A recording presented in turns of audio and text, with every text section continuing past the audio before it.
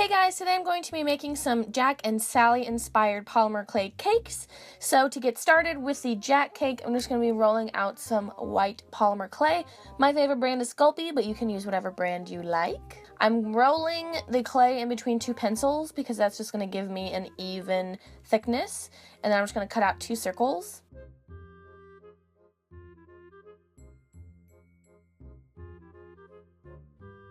Then I'm going to roll out some black clay and cut out a circle of that for the icing in the middle of the cake. I'm going to stack up all of those and then roll it out a little bit to make sure they're all stuck together. Then I'm going to roll out more black clay really thin for the icing of the cake. And then using it like fondant, I'm going to cover the entire thing except for the bottom. Then I'm going to texture the edges with a needle tool to kind of represent the stripes on Jack's coat. Then I'm going to put the whole thing in the freezer for a few minutes, and then I'm going to cut out a slice. Putting it in the freezer for a little bit helps the layers not run into each other when you cut it. Then I'm going to texture the cake a little bit with a dotting tool, and then I'm using a toothpick to kind of drag the black up and down to look like Jack's mouth. To make his bat bow tie, I'm just going to take a circle and add some ears.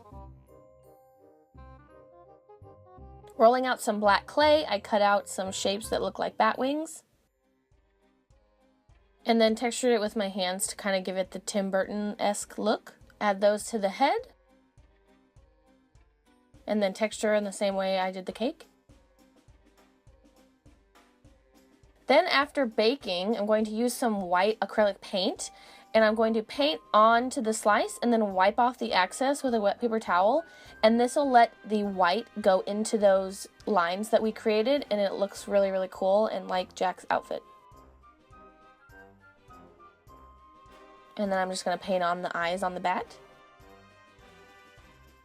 Then you can glaze with your favorite glaze, and then I'm going to be using some silicone with an icing tip to add some detail to the top. And then I just add my bat on top. To make the Sally cake, I'm going to be using this kind of teal color. That's the kind of the color of her skin. I'm going to use that for the 2 cake layers. The inside layer of icing, I'm going to use kind of this maroonish color that's like the color of her hair. It's kind of a reddish brown. Then for the top of the cake, I'm going to roll out some of this kind of magenta color. Now there's probably a lot better ways of doing this. When I film, I kind of do it as I go. You probably just cut out rectangles and then stick them together and then roll it out and then cut out a circle. But I decided to cut out 2 circles, stack them, cut it up, and then make them alternating and then rolling them flat again, which is probably not the best way to do it, but that's just how I did it, and it worked out okay. So you live and you learn new ways of doing things as you do it. So this is just how I did it. So I rolled it out and then I cut out another circle.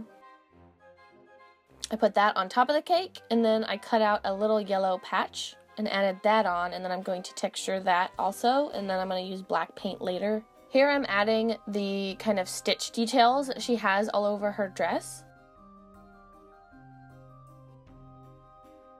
Then I'm going to roll out some gold clay for the edges of the cake and just roll that all the way around.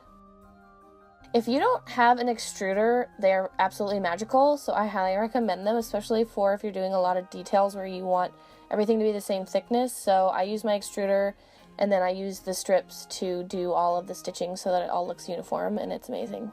I'm just adding stitching along the side. Then I'm going to add a green bluish color along the bottom. Just different colors that come off of her dress. She has a ton of different colors and different patterns on her dress. And then I added stitching to that. Again, put it in the freezer and then cut out a slice. Always my favorite part, to take out the slice. Texture that. And then bake and glaze, and you are done. I think they came out really, really cool, and I'm really, really excited about them. I hope you guys are excited for Halloween, and I will talk to you guys later. Bye!